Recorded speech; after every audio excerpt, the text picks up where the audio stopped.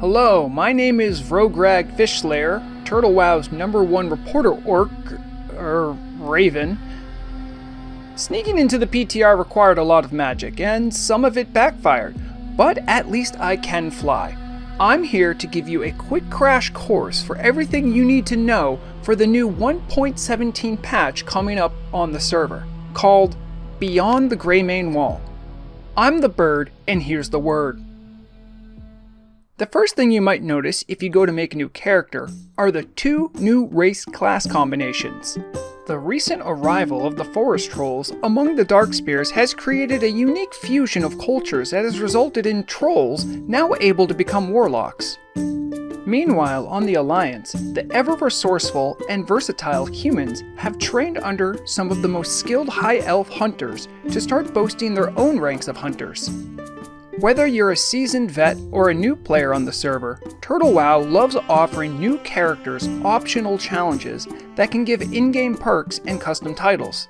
Debuting in 1.17 is the new challenge mode called Vagrant's Endeavor, where players who opt into the challenge will be forced to only ever wear poor or common quality items.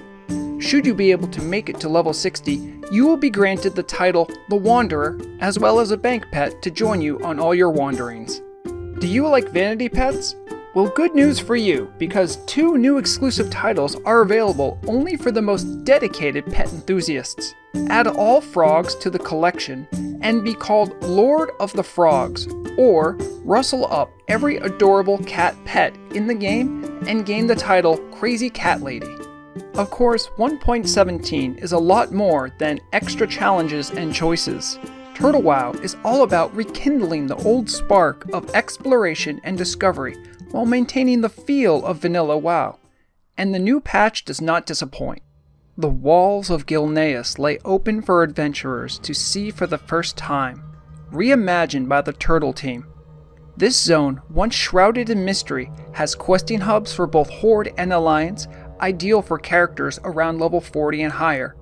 It seems things have not gone well for the Hermit Kingdom since they sealed themselves off from the world. But it's not just a leveling zone.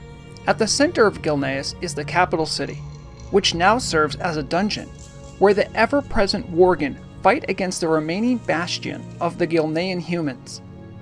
But what lengths will they go to stop the assault?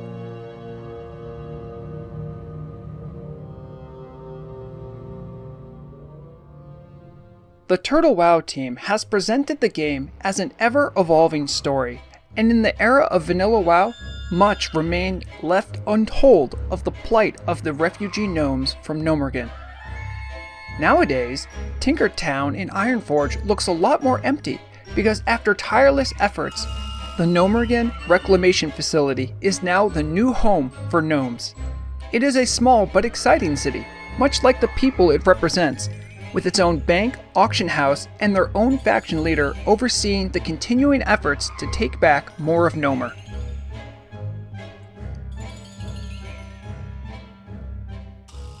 For years, mystery abounded on what could have been with Vanilla Era's Mount Heigel, and now that question may finally be answered.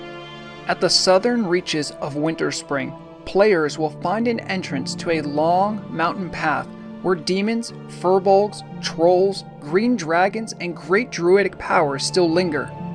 Learn of the great story unfolding, of the powers clashing over this sacred area in this max level zone with dozens of new quests and rewards. There are whispers of a great danger lurking in the world of dreams that can be found just underneath Hyjal. Brave the Emerald Sanctum, a brand new 40-man, 2-boss raid tuned for Blackwing Layer tier raiders. Brand new epic loot can be found for those who wish to stop the dark plot within, including new recipes and, as always, a dragon head quest drop. For those cunning enough to figure it out, an optional challenge mode exists as well that also gives bonus loot.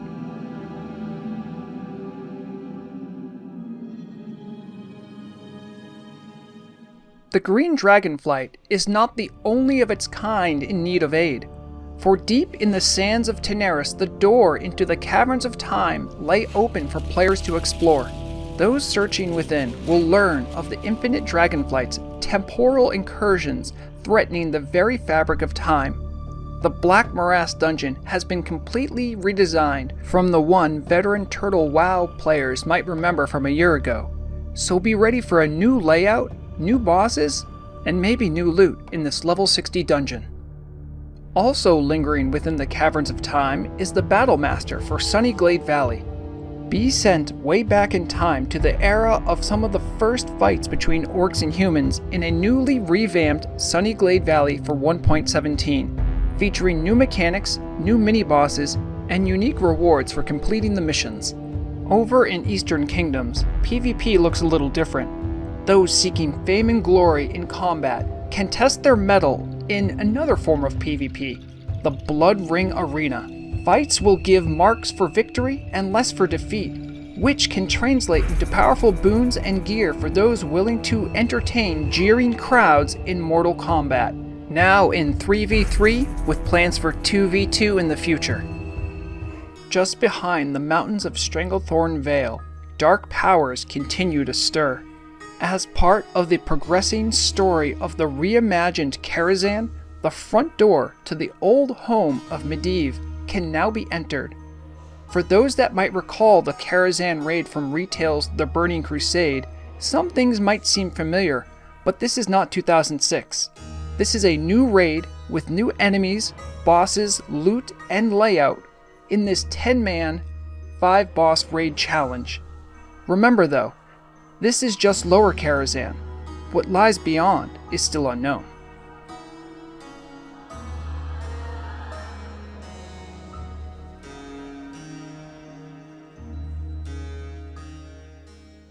Along with new raids and zones comes new items, rewards, and of course, crafting opportunities. We would be here for a long time were I to go over all the crafting changes coming to Turtle WoW, so let's take a look at the ones sure to have the biggest impact. Blacksmiths will find that they can now make belt buckles, enhancing items for all levels of content. These single-use items work like Librams do. They are bind-on pickup, but can be applied via the trade window. Of course, these can only be applied to the belt slot, but it will make our anvil-working allies in hot demand for those seeking the best possible gear setup. Leatherworkers can now enjoy newly adjusted armor kits that have had their stat buffs adjusted to make them more desirable. And there is also a new armor kit recipe that drops in Lower Karazhan that is sure to make casters pleased. If you can make armor or any kind of weapons, prepare for some big changes. The stats, set bonuses of many of your recipes may change, so check your recipes for new surprises. There are of course new sets making their debut for crafters to consider, including ones made from new dream-infused materials found in Heigel. It's not just the gear-making professions that have new things to look forward to, there are a variety of new enchants coming to the game. Some help underserved classes, some fill in gaps left over in enchanting from vanilla, and some are completely new to Turtle WoW. Alchemists and herbalists of Azeroth pay close attention to changes coming to tried and true recipes you've known for years. There was a major rework done to existing recipes that helps balance the uneven need for certain herbs over the relative uselessness of other herbs. And naturally, with the new content, there will be brand new recipes, and they will be in hot demand, so make sure to keep your eyes peeled.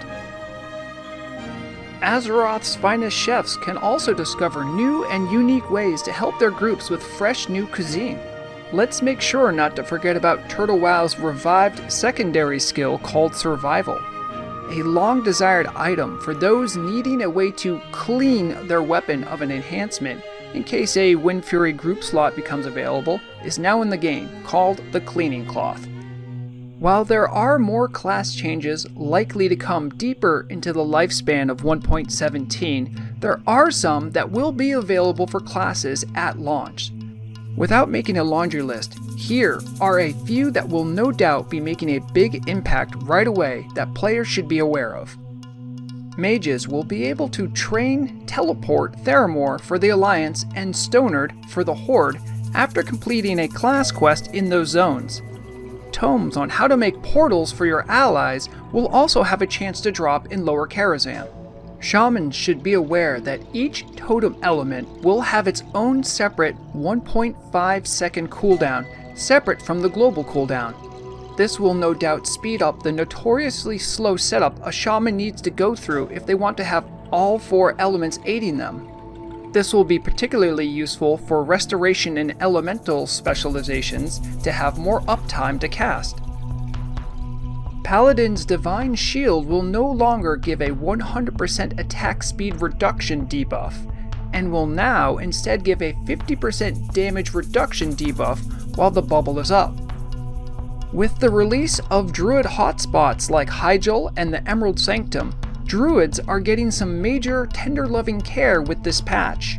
First off, Druids can now equip polearms, and many polearms are having feral attack power added to them, so remember to visit your weapon trainers to not miss out. There will also be an Emerald Sanctum quest chain to unlock a new raid-wide buff that will give 10% movement speed, 1% spell hit, and 5% mana regeneration called Emerald's Blessing. While it should be noted there will be other minor adjustments to some class tier gear, it is worth mentioning here that the Genesis set for Druids from AQ40 has gone through a complete overhaul to better serve the Moonkins of Azeroth. The set will now give spell penetration, spell hit, spell crit, and much more spell damage. Before we wrap up, I want to make sure you're aware of a new button every player will find on their user interface near the map. This little one looks like a radio. Turns out, it actually lets you listen to live radio broadcasts by some people in Everlook, with classic, retail, and Turtle WoW soundtracks, as well as occasionally shows and commercials that sound a lot like skits. Make sure to tune in to enjoy some great community programming. Alright, that should be enough for your quick crash course in what's coming to you in 1.17 Beyond the Greymane Wall. There are many more changes slated to come that I couldn't fit into this broadcast, so if you're still curious, I'll leave a link in the description to the forums where all new content and changes are much more detailed. There are many more small surprises awaiting you, and some big ones too. But that's all the time I have for now. Plus, I think I finally found my way back home. Maybe I can return to my body too. Until next time, remember, knowledge is the deadliest weapon.